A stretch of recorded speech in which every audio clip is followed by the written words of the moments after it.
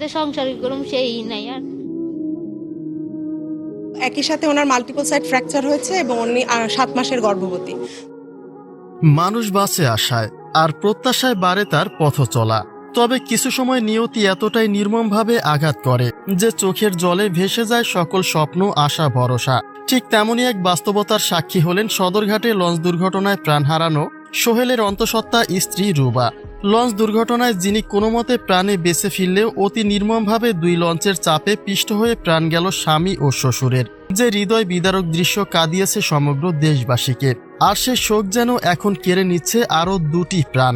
স্বামীর সঙ্গে ওই একই দুর্ঘটনায় হাত পা ভেঙে গুরুতর আহত হয়ে হাসপাতালে শয্যাশায়ী হয়েছিলেন রুবা, কিন্তু সময়ের সঙ্গে শারীরিক ও মানসিক অবস্থা এখন তার আশঙ্কাজনক।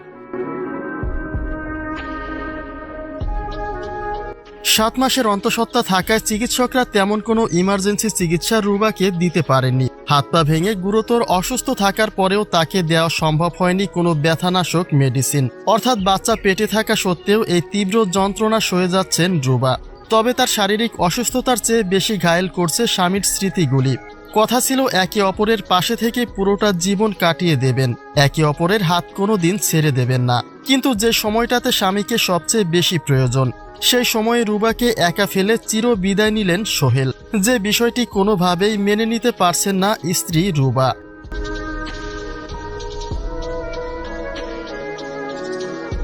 অন্যদিকে শরীরে বড়সড় চোট লাগায় গর্ভের 7 মাসের অনাগত সন্তান নিয়ে তৈরি হয়েছে আশঙ্কা।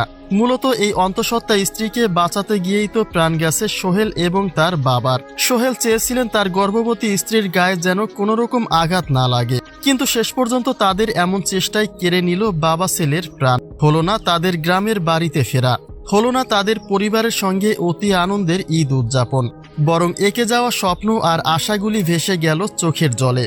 তবে এই দুর্ঘটনায় যদি রুবার পেটে থাকা অনাগত সন্তানের কিছু হয়ে যায়, তবে আর স্বামীর স্মৃতি ছাড়া আর কোনো কিছুই অবশিষ্ট থাকবে না স্ত্রী রুবার কাছে। তাই সকলে তার জন্য মহান আল্লাহ তাআলার কাছে দোয়া প্রার্থনা করুন।